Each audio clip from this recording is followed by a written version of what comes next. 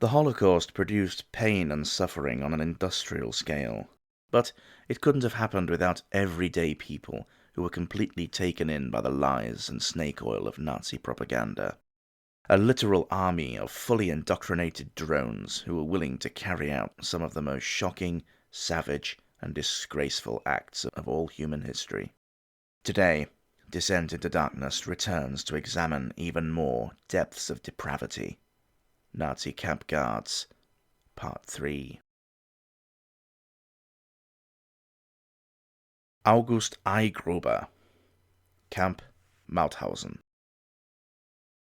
Born on the 16th of April 1907 in Steyr, Austria, August Igruber was initially cut out to be a mathematician and physicist, studying the subject of fine mathematics, which I won't pretend to understand, but essentially it's the study of the relationships between forces, motion, and matter. Clearly, Igruber was no slouch in the old brain box.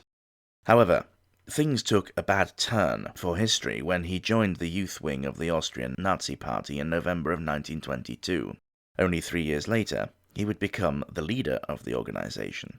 He would graduate up to the main Austrian Nazi Party in April of 1928, becoming the leader of the local Steyr branch in 1930. 8 years later, following the Anschluss, the unification of Germany and Austria, Igruber was appointed as the Landeshauptmann of Upper Austria, making him the supreme official of the area. He took up a position in the Reichstag in Berlin as a representative of Austria. In mid-1938, he joined the SA and the SS a little while later. His rising star burned ever brighter when, in May of 1938, Hitler appointed him as the regional commander or Gauleiter of Reichsgau Oberdonau, making him one of the most powerful men in Austria. This was followed by 2 more promotions in the SS from 1939 to 1940, becoming first SS Brigadeführer and then SS Gruppenführer. Seemingly, he could only go up and up. Igruber became involved in the concentration camp at Mauthausen near the city of Linz, the only main camp in Austria, used for forced labour in a granite quarry that the camp was built around. He was highly enthusiastic when he announced that his Gau would have the honour of building a concentration camp. This was primarily to house political prisoners and those deemed the enemies of the state rather than Jews, most of the camp's first influx of prisoners being transferred in from Dachau. Mauthausen went into operation in early August of 1938, the first batch of prisoners being forced to build the camp in which they would be housed. By May 1940, another sub-camp named Gusen was also established a short distance away. This would be followed by a few other interconnected sub-camps that were all overseen by the main Mauthausen camp. Some of these smaller camps were used for the supply of slave labour to the arms industry in Austria.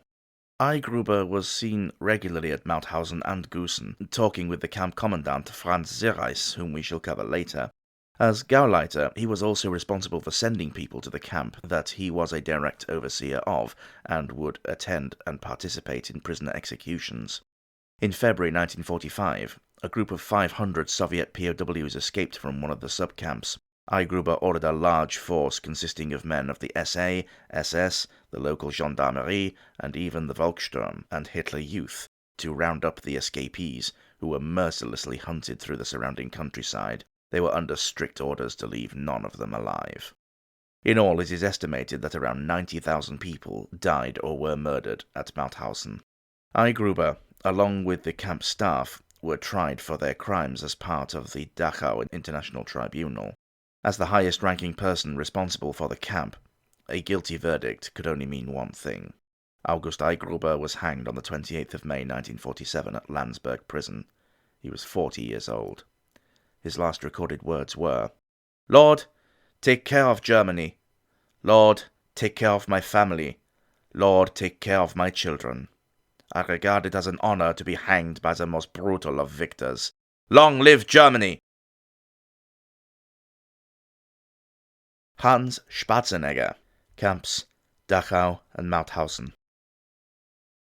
Born in Laufen on the 1st of March 1900, Hans Schwarzenegger would go on to become the director of operations at the Mauthausen camp granite quarry. Long before this, Schwarzenegger was a locksmith during the interwar years, but the hastily rising tide of poverty and crime led him, like many others, to join the only party willing to take a stand and end all of these endemic problems in Germany, the Nazi Party. He joined in May 1931 and, a year later, further decided to join the party's elite paramilitary force, the SS. Following the signing of the Enabling Act in 1933, Germany was finally under Adolf Hitler's total control, and the persecution of all those he and the party deemed as undesirables began to significantly ramp up. The first of Germany's concentration camps was established at Dachau, which housed its many political opponents, most notably, but not exclusively, communists. In the early days of the camp, not too many of its inmates, but there were some who were sent there because of their affiliations with other banned groups, such as trade unions, etc.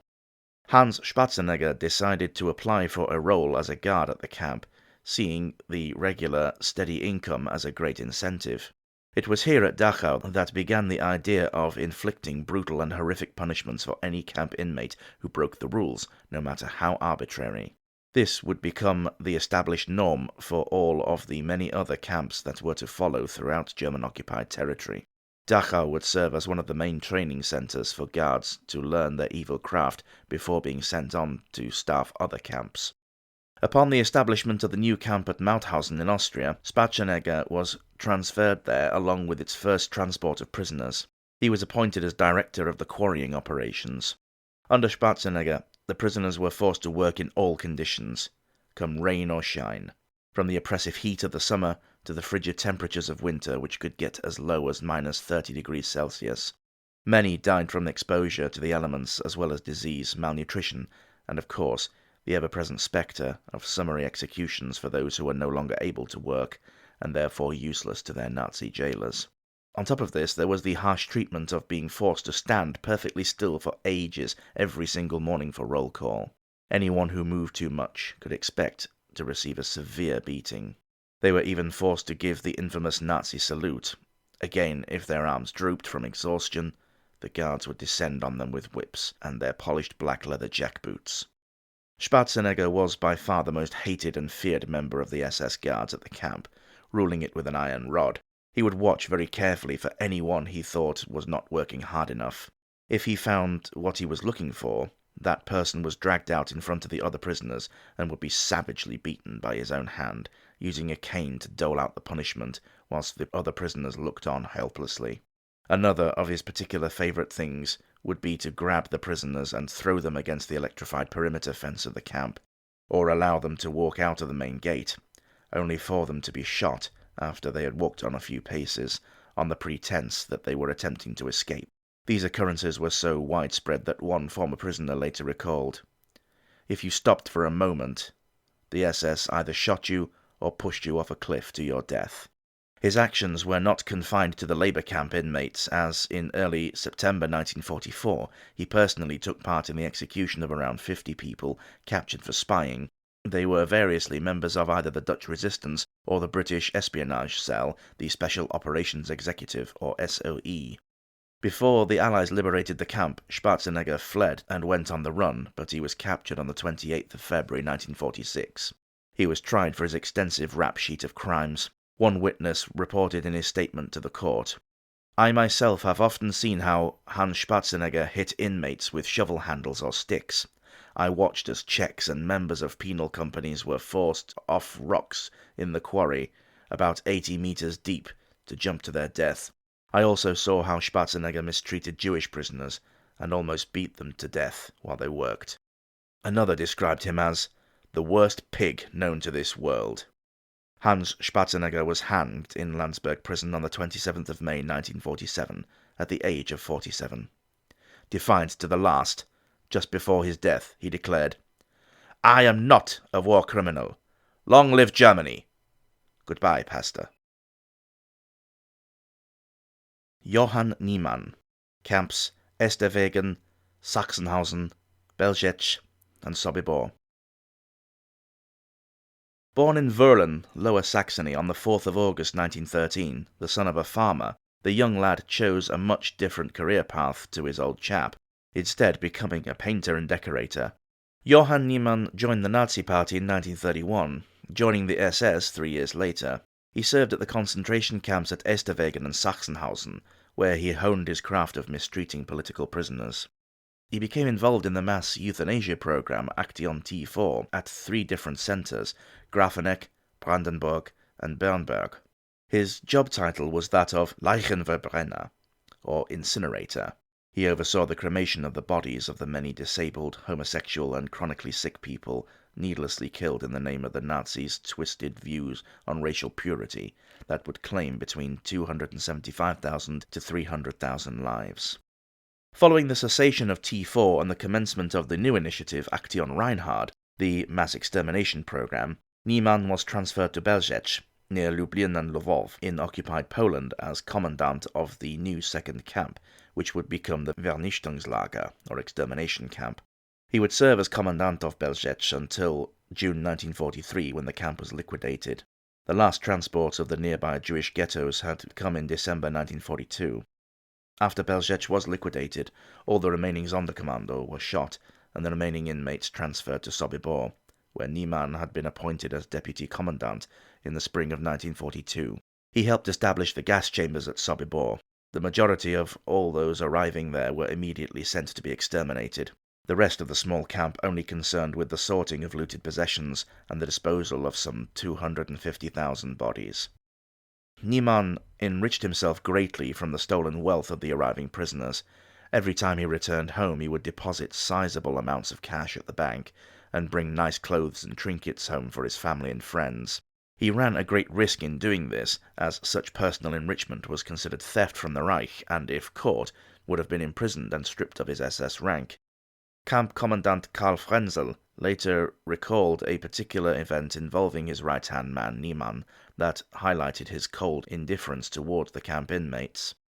A Polish capo told me that some Dutch Jews were organizing an escape, so I relayed it to Deputy Commandant Niemann. He ordered the 72 Jews to be executed. After he had been out riding his favorite horse on the morning of the 14th of October 1943, Johann Niemann was lured to one of the huts with the promise of a new long leather coat, stolen from one of the murdered Jews, and he needed his measurements taken by one of the camp's tailors for it to fit perfectly. Whilst he was distracted, another inmate, Soviet POW Alexander Shubayev, who was stood behind him, raised an axe above his head and brought it down on Niemann's skull with a sickening thud. Good night, Vienna. He was 30 years old. With the killing of the highest-ranking officer on duty that day, a huge coordinated uprising began, which would see over 300 people escape from Sobibor into the woods beyond, making it the largest and most successful single-camp uprising of the whole war. Sadly, the majority were hunted down. Only 60 of the escapees would survive the war. This event is commemorated in the 1987 film Escape from Sobibor, and I highly recommend you watch it. It is available to watch for free on YouTube. I'll link it in the description. Franz Karl Reichleitner, Camp Sobibor. Reichleitner was born on the 2nd of December 1906 in the former Austria-Hungary. Sadly, with my limited resources, I was unable to find out a great deal about his early years before the war. If any kind viewer knows of any resource for this information, I would be most grateful. SS Obersturmführer Reichleitner was appointed as Deputy Commandant of Sobibor under Franz Stangl, who we covered in part 1 of this series. When Stangl was selected by Odilo Globocnik to take over the running of the camp at Treblinka on the 1st of September 1942, Reichleitner was promoted to SS Hauptsturmführer and Commandant of Sobibor. He would remain in charge at the camp until it was liquidated a few days after the revolt on the 14th of October 1943, although on the day itself he was away on leave.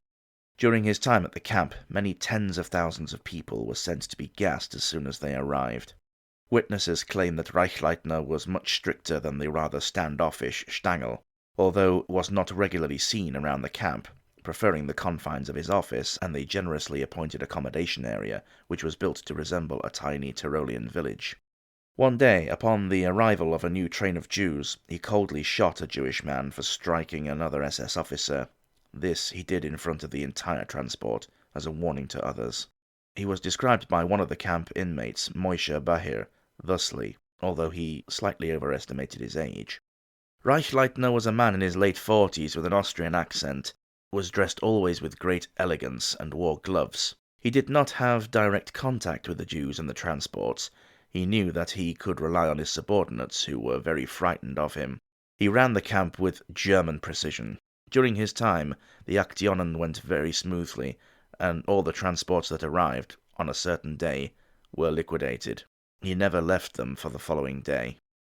After the liquidation of the camp, Reichleitner, like so many other former Aktion Reinhardt members, were transferred to Trieste in Italy to help root out partisan insurgents.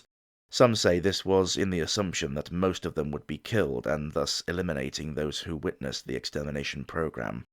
Franz Reichleitner was killed on the 3rd of January 1944 by Italian partisans near Fiume, less than 3 months after the Sobibor revolt. He was 37 years old. Vanda Klaff, Camp Stutthof. Vanda Klaff, born Vanda Kalaczynski on the 6th of March 1922 in the city of Danzig, which at the time, despite its obviously German name, was administered by Poland as part of the terms of the Treaty of Versailles. Her father, Ludwig, worked on the railways. The family decided to change their name to the more Germanic-sounding Kalden in 1940, possibly to avoid attention of their new German overlords. In 1942, Vanda married a man named Willi Klaff and worked as a tramcar driver, as all the men had been conscripted. 2 years later, in 1944, Vanda decided to join the staff at the concentration camp at Stutthof, very late on compared to everyone else, but Vanda certainly made up for lost time by the way she treated the camp inmates. She was variously stationed at 2 of Stutthof's sub-camps, Braust and Rusoshin, which were used for forced labour. She became one of the most feared female guards, regularly beating and kicking inmates for virtually no reason at all. She was observed clubbing victims to death, or even drowning them in deep, muddy puddles. At her trial, she is said to have arrogantly and unapologetically declared, "I am very intelligent and very devoted to my work in the camps. I struck at least 2 prisoners every day." In early 1944, clearly seeing which way the wind was blowing, she decided to flee from Stutthof and returned home to her family. Unfortunately for her, she was arrested by the Polish police forces and put on trial for her crimes at Stutthof. While she was awaiting trial in the spring of 1946, she contracted typhoid in prison, although that was to be the least of her problems. Vanda Klaff was found guilty of crimes against humanity and, along with her other guilty former colleagues, publicly hanged on the hill at Biskupia Gorka, near Gdansk, on the 4th of July, 1946. The executioners used the short drop method, meaning that instead of swiftly breaking the neck, she slowly strangled to death, writhing and twitching until her lights finally went out. She was 24 years old. The bodies of all those executed that day were given to the University of Medicine in Gdansk for dissection training for the students. Franz Reichleitner, Camp Mauthausen. The man who would go on to command the Mauthausen camp was born on the 13th of August 1905 in Munich.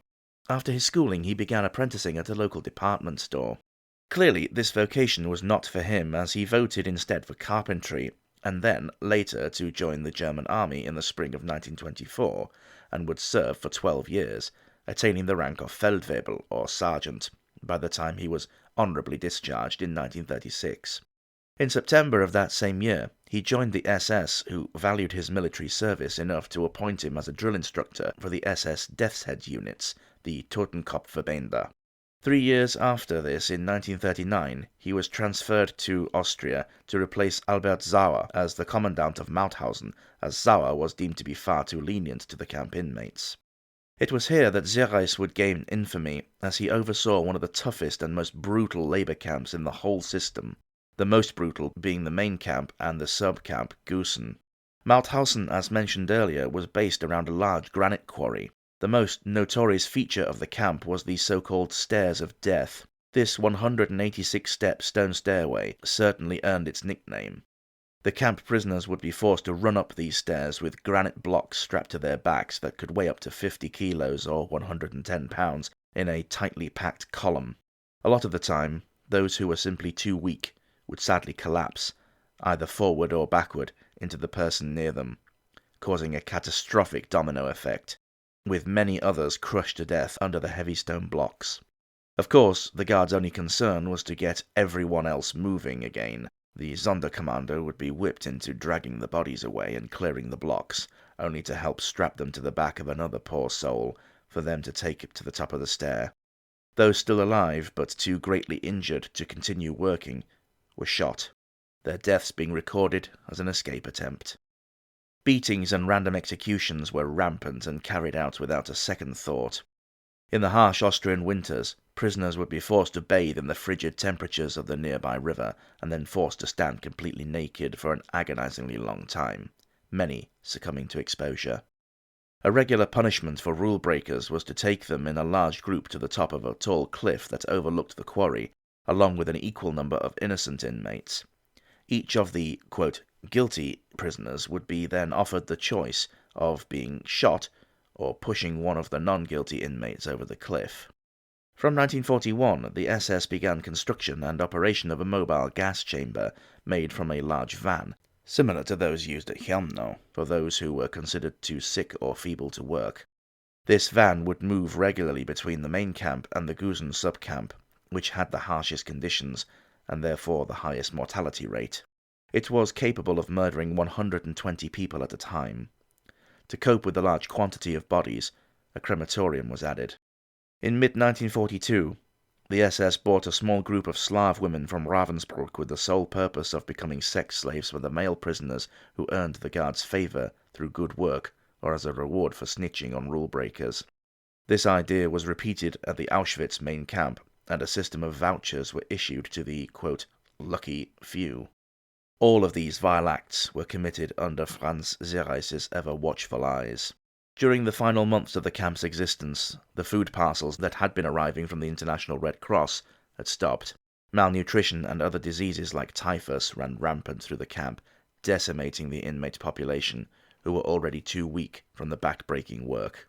This was further exacerbated by a huge influx of even more prisoners who had been evacuated from the other camps near the Russian front lines, leading to severe overcrowding. Reich had ordered that some of the granite be used to make anti-tank obstacles, and ordered deep, steep-sided trenches dug to discourage enemy infantry. He was convinced that it would be the Soviets that would soon be descending on him, but he was wrong. Mauthausen was liberated on the 5th of May 1945 by US soldiers. When they entered the camp gates, they found horrific sights at every turn. Starving, half-naked people wandering aimlessly in search of the slightest scrap of food or drop of water. Others too weak to stand, laid, slumped, all around, with sunken eyes that barely registered their liberator's presence. Some of the stronger remaining inmates set about the few SS and auxiliary guards that had not fled. Furthermore, those prisoners who had served as capos were also killed, far more hated than any Nazi. Mob justice put an end to those seen as collaborators. Franz Reich had fled the camp 2 days before it was liberated.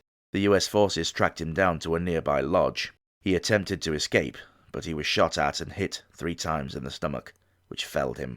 Severely wounded, he was dragged back to the camp by US soldiers and taken to the infirmary in the Gusen camp. Here he would be intensely questioned by interrogators. Feeling that he had nothing more to lose, Reich confessed to everything that had gone on at the camp during its 7 years of operation. He died from his wounds a few hours later, on the 24th of May 1945. His body was taken out by the former camp inmates, stripped naked, and hanged on the barbed wire perimeter fence. They insultingly painted the words Heil Hitler on his back and drew swastikas on his arse. The corpse remained there for several days until the awful smell led an Allied officer to order its removal. He was 39 years old.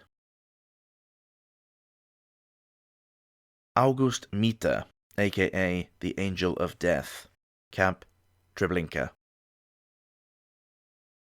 Born on the 1st of November 1908 in Westerkapeln, Westphalia, August Mita was a miller's son who, along with his brother, had worked diligently away in his father's flour mill and wheat farm during the interwar years, eventually marrying and fathering 3 children of his own. Taken in wholly by the propaganda, Mita joined the Nazi Party in 1940 and volunteered to assist in the Action T4 euthanasia program after hearing about the potential job from a friend at the local agricultural chamber of commerce. He served at the Grafeneck facility, which had a small farm attached to it. His experience in this department made him the obvious choice to look after it. This he did from May 1940 until October of the following year, upon which he transferred to another euthanasia centre at Hadamar.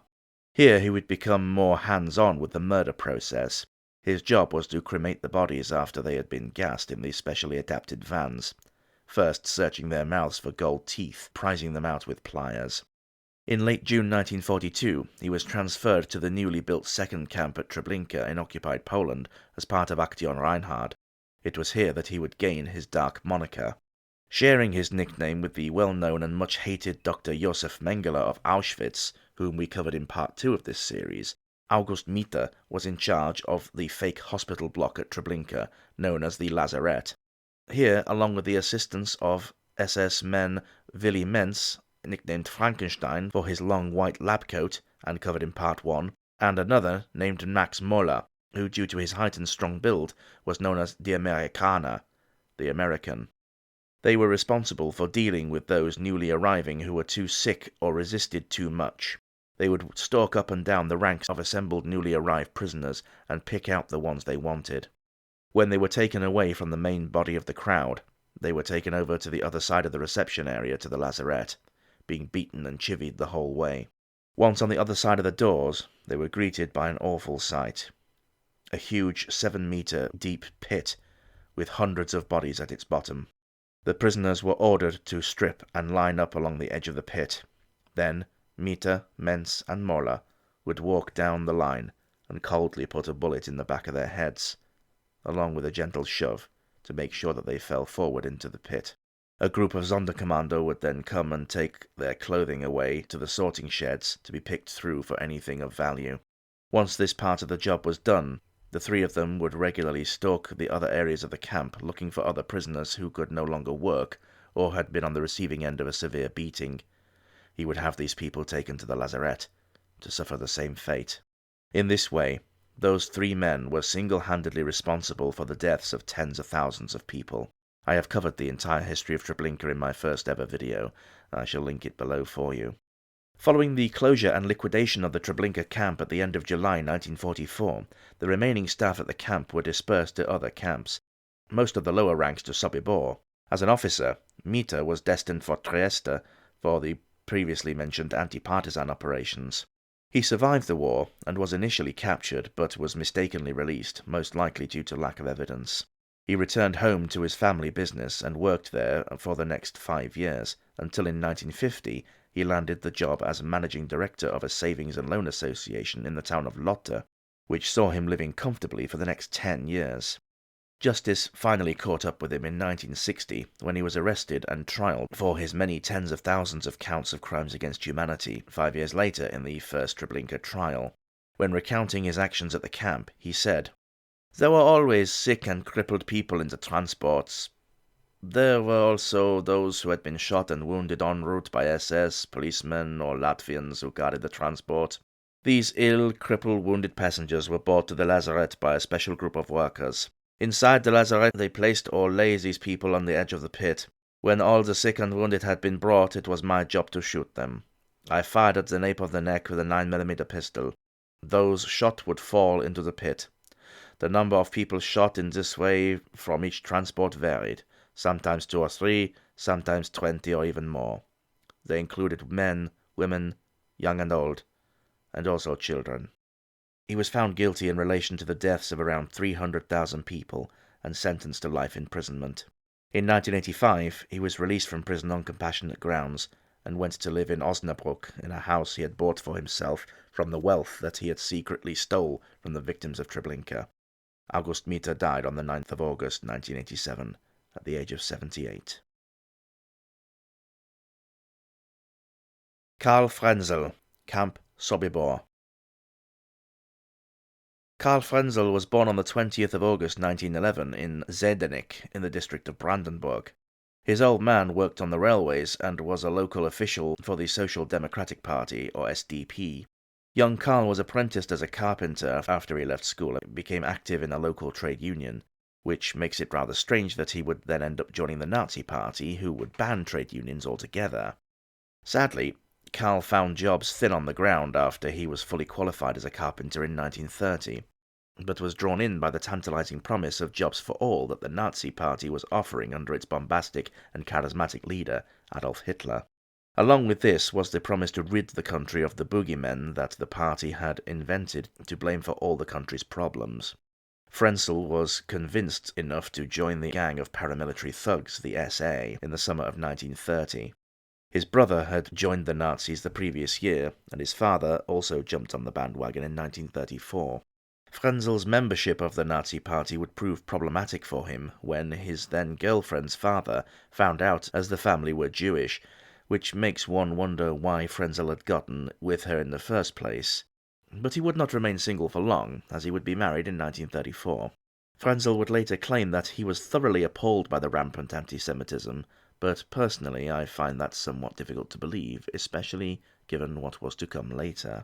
With the outbreak of war, he attempted to join the military, but the Nazi authorities had other ideas for him, assigning him instead to Action T4. After an initial check to ensure that his political views were on the same lines as the party and going through an orientation course, he was sent to the euthanasia facility at Grafeneck Castle as a guard. Soon after, he was moved to Bernberg, where he put his carpentry skills to good use, but then was moved once again to the killing centre at Hadamar, where he had become one of the team responsible for disposing of the bodies. Then, in mid-1942, he was taken off of T4 and transferred to Action Reinhard, and ordered to occupied East Poland to a previously unknown dot on the map, Sobibor. Sobibor would cement Karl Franzel as a true sadistic monster, being involved at the camp from the very first day to the very last. Another SS man, Erich Bauer, who was one of those in charge of the gas chambers, said of Franzel, "He was one of the most brutal members of the permanent staff in the camp. His whip was very loose." One infamous moment was in the spring of 1943 when a prisoner tried to end his own suffering by suicide and was found barely alive. Franzel angrily bellowed that Jews had no right to kill themselves, only Germans had the right to kill. He then proceeded to whip the poor soul senseless, then took out his pistol and shot him in the head. A survivor of Sobibor, Jules Schelvis, who became an historian, wrote of Franzel, "His lust for power over defenseless people was mirrored by an equally great need to ingratiate himself to his superiors. As his power grew, so did his willingness to blindly follow orders, and to do more besides. He wanted to be regarded as the perfect SS man by his superiors and fellow camp staff alike. Once a man of little significance, at Sobibor he relished his position as one of the most important men. The realization that he was the lord and master of the work Jews, to know that they were at his disposal, that he could do with them as he pleased, aroused the lowest instincts in him. He wanted to do more than he was asked to do. He wanted to use the opportunity to carry on personal reign of terror by humiliating and torturing the work Jews, beating them into submission, and to kill them or have them killed. He took great pleasure in it. When Himmler had ordered the Sobibor camp to be liquidated, Franzel was highly active in the dismantling process. No doubt his carpentry skills helped here.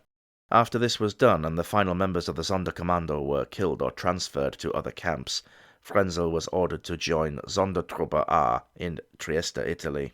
Following the war, in late 1945, Franzel's wife was brutally gang-raped by Soviet soldiers. She died soon after this, as she had also caught typhus. Karl would be captured and held in Munich by the Allies, but, as is so often the case, he was released not too long afterwards, and therefore returned to civilian life, and found a job at a theatre in Frankfurt as a stage lighting technician. However, his freedom would not last forever, and he was arrested in late March 1962 after someone had identified him and told the authorities. He was put on trial for his despicable crimes and the personal murder of 42 people, and being a party to the murder of a further 250,000 on the 6th of September 1965, along with a few other guards from Sobibor. When he was put on the stand, Franzel had the gall to remark that he may have been harsh, but he had always been fair, even astoundingly saying, "I actually do believe the Jews even liked me." No words. I cannot believe that he would be so deluded. But wait, it doesn't stop there. He pathetically attempted to justify what happened at Sobibor thusly. As I've already pointed out, under the prevailing war conditions, which are now difficult to comprehend, I unfortunately believed that what was going on in Sobibor was lawful. To my regret, I was then convinced of its necessity. I was shocked that just during the war, when I wanted to serve my homeland, I had to be in such a terrible extermination camp. But then I thought very often about the enemy bomber pilots, who surely were not asked whether they wanted to carry out their murderous flights against German people in their homes in such a manner. It should come as a shock to precisely nobody that Franzel was found guilty. Upon his conviction, the judge said in his remarks, "Aided by his eager and deliberate active participation, an undetermined number of Jews, but at least 151,000, were killed in the main camp through gassing. The others were killed by various other means. He terrorized the prisoners, mocking them with his loud voice, and deriving sadistic pleasure from thrashing them with his leather whip. He saw to it that the sick and disabled were taken from the ramp to the lazarette and duly executed. From time to time, he also checked the state of progress in the barracks, where the women had to undress to get their hair cut, just before they perished in the gas chambers. He was commandant of Lager 1, or the Arbeitsjudenlager, as well as the Bahnhofskommando, and formed the labor commandos after taking roll call. As deputy Lagerspies, he had considerable power.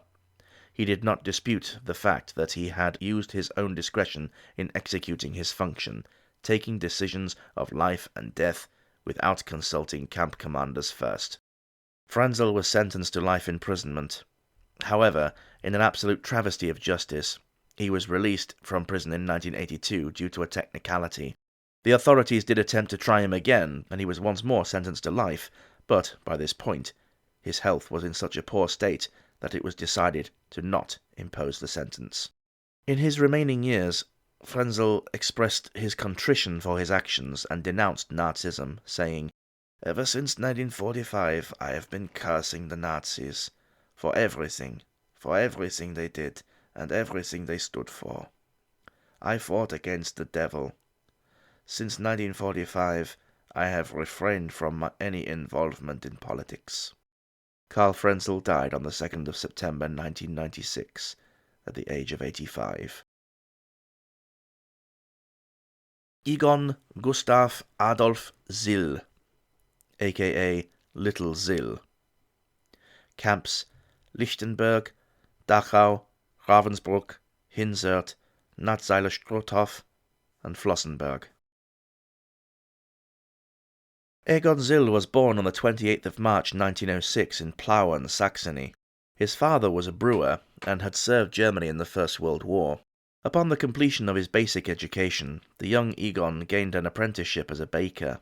But, as we have seen so often, the economic and societal turmoil of the interwar years put so many Germans in a dire situation that left them scrabbling around for a stabilizing solution to the many problems that Germany faced, particularly high unemployment and the rise of communism, which many had seen cause havoc in Russia only a few years before. Anti-Semitism and anti-communism were rife in the Weimar Republic, but one party found in 1920 would rise to prominence over all others: the Nazi Party. The then 17-year-old Egon Zill became enamored with the movement, joining the party and the SA in 1923, making him one of the earliest of the eventual camp guards to join. In 1926, Zill was one of the first to sign up for the SS, receiving the membership number 535. He met and married a fellow Nazi Party member in 1934. She had been a member of the League of German Girls and, like himself, was fully indoctrinated into the ideology of the Nazis. The couple would go on to have 3 children.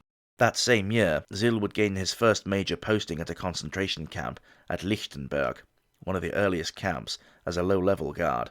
He was later moved to various other camps, Dachau, Ravensbrück, and the lesser-known Hinzert.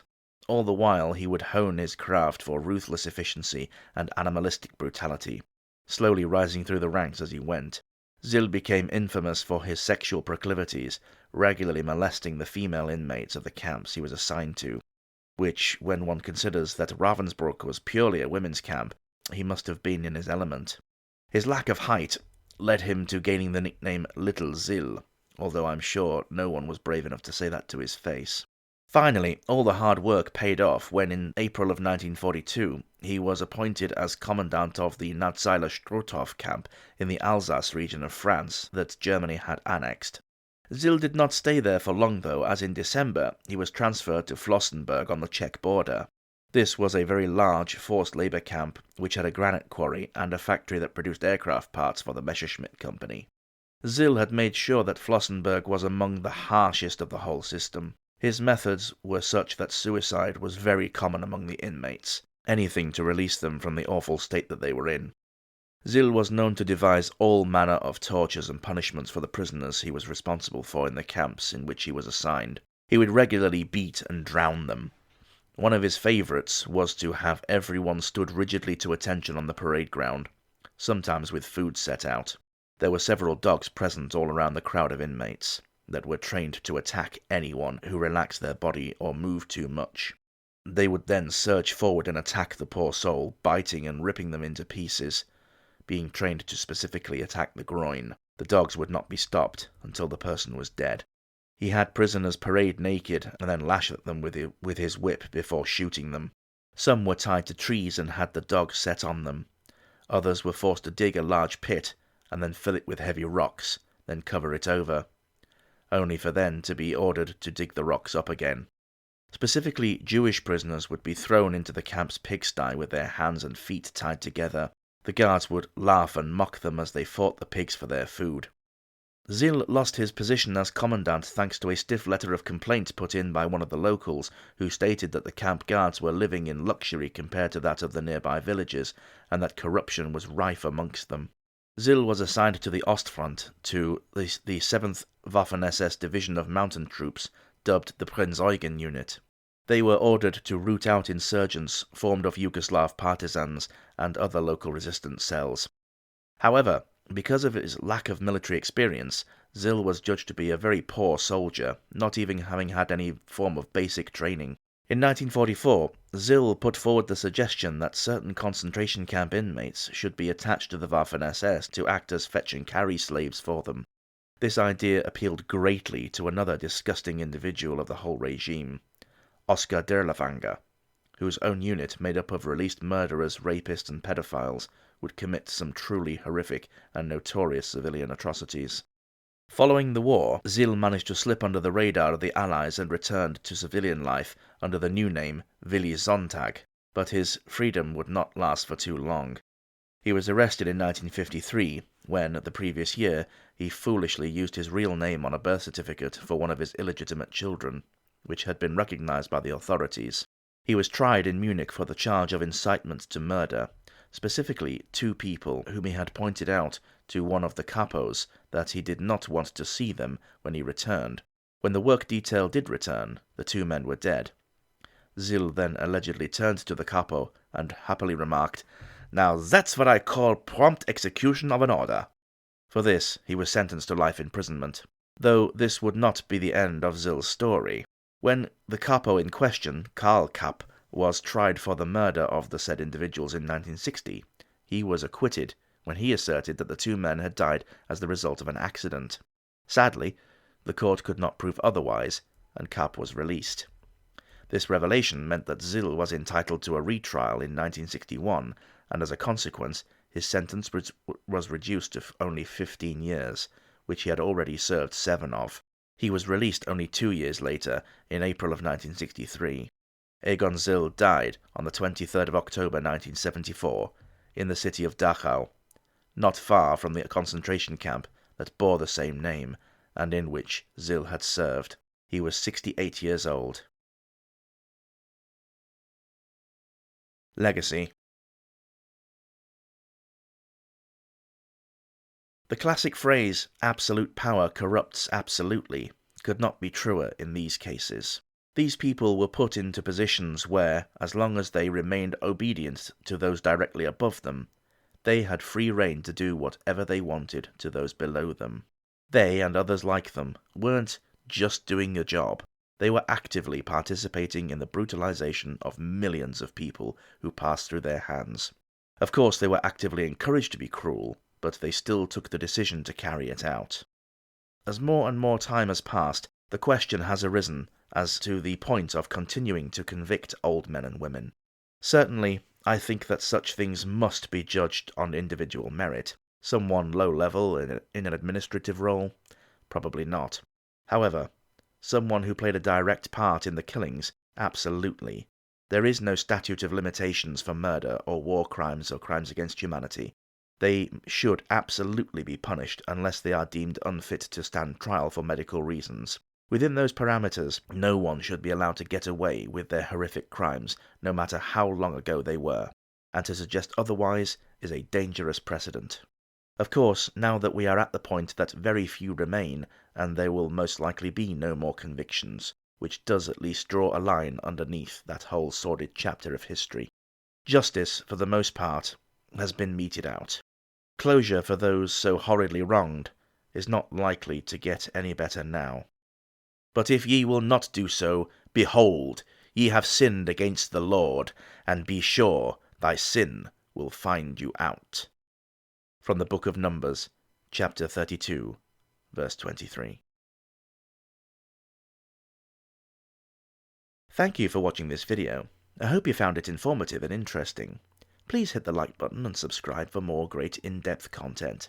Check out my back catalogue also. I'm sure there'll be more that you will find just as good as this one. What do you think of the people we have covered in this video? Let me know in the comments below. I always look forward to reading your thoughts and any extra information you may have. Do you know of any others that should be included? Let me know and let's get a part 4 in the mix. If you wish to do so, you can support DID on Patreon, link in the description, or via the Super Thanks button if you'd prefer. Or you can check out the DID merch store on Teespring, linked below, where you can purchase the merch. In the meantime, take care of yourselves, and I shall see you on our next descent into darkness.